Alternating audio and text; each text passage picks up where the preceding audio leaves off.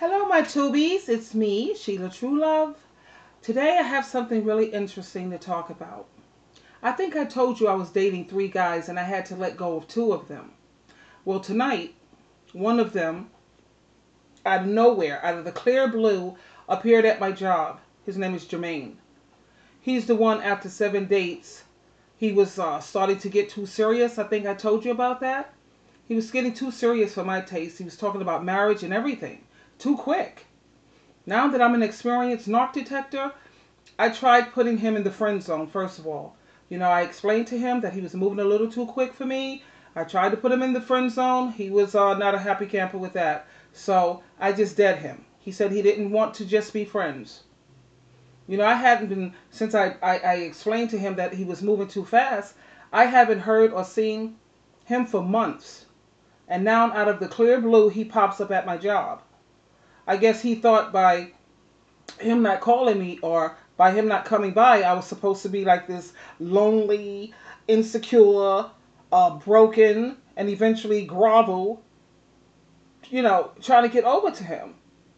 I think he was waiting for me to contact him. Honey, please. I'm doing pretty good. I already told you about Michael. I'm doing pretty well with him. He's fine. I'm not being paranoid or anything, but this time I recognize the behavior and the traits of a narc. I put him to the test a couple of times. I would tell him a couple of stories. Stories that would bring out the empathy in any average person. But he had no empathy and he showed no emotions at all. He had no problem going in his pocket for money. I got to give him that much. He was very generous. He was like Greg. He was free and he was very generous with his money. But at the same time, I know all about that love bombing stage. Also, when we were dating, what really kind of annoyed me is he never really asked much questions about my life. He didn't want to ask anything pretty much about me. And shouldn't you ask questions when you're trying to get to know someone better? I was asking him all the questions. Now, when it comes to Michael, he takes an interest in getting to know me.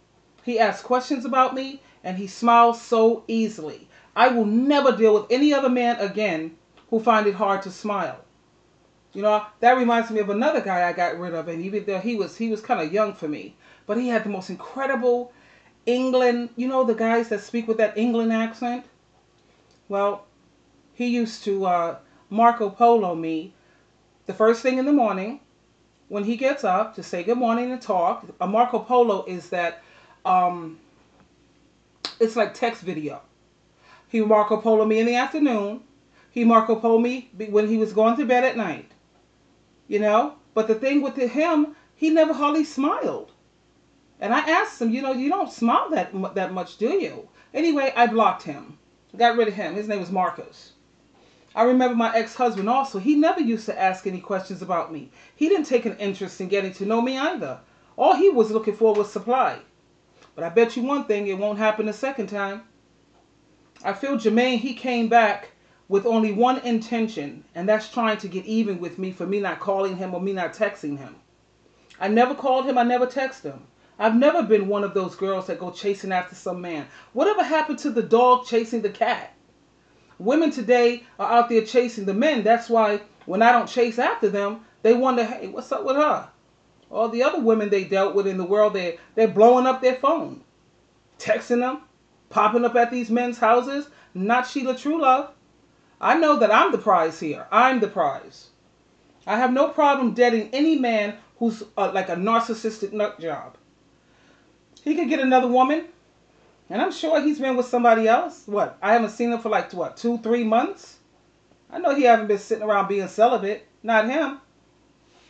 I guess she wasn't good enough supply, so he figured he'd take another shot at me. No, thank you. I'm happy just the way I am.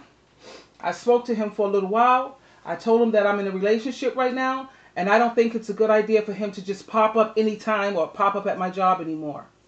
He was nice about it. He smiled, and he was pretty cool.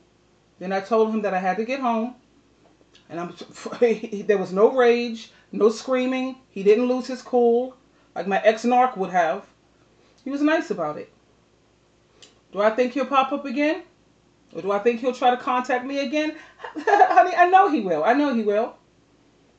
You know, I just had to come home real quick and make this video to share my events.